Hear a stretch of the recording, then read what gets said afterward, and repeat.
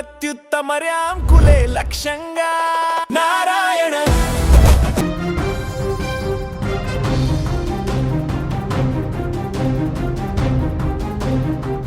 అప్పటి వరకు అక్కడ డప్పుల మోతలున్నాయి.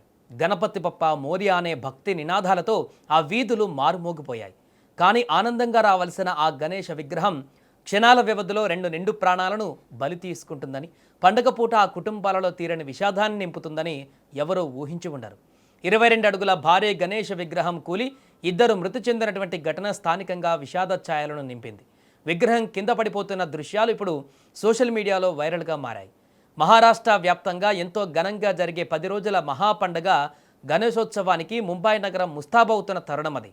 భక్తులంతా ఎంతో ఆసక్తిగా ఎదురుచూస్తున్న ఆగమనోత్సవ వేడుకలు అంబరాన్ని తాకాయి. సౌత్ ముంబైలోని బలరాం మర్చెంట్ రోడ్డు, కబూతర్ ఖానా సమీపంలోని జై అంబే చౌక్ ప్రాంతం కిక్కిరిసిపోయి ఉంది. భూలేశ్వరాచా రాజా విగ్రహాన్ని భక్తి శ్రద్ధలతో పండగల తీసుకువస్తున్నటువంటి ఆ ఊరేగింపులో పండగ కళ ఉట్టిపడుతోంది.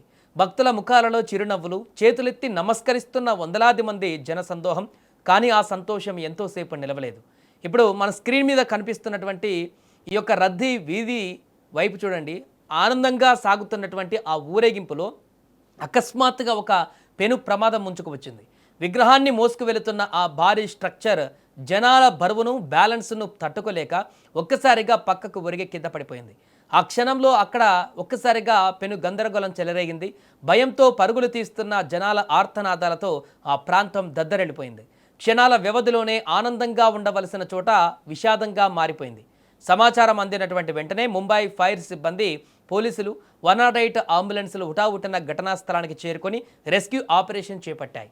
క్షతగాత్రులను హుటాహుటిన ఆసుపత్రికి తరలించారు. మరోపక్క ఆసుపత్రిలో చికిత్స పొందుతూ 33 ఏళ్ల సంకేత్ నెవ్షే, 30 ఏళ్ల బ్రిజేష్ హేమంత్ జోషి అనే 2 యువకులు ప్రాణాలు కోల్పోయారు. ఈ ప్రమాదంలో 2 చిన్నారులతో పాటు మరో 5గురు తీవ్రంగా గాయపడ్డారు. ఈ విషాదకర ఘటన మహారాష్ట్ర వ్యాప్తంగా ఉన్న ప్రతి ఒక్కరిని దిగ్భ్రాంతికి గురిచేసింది.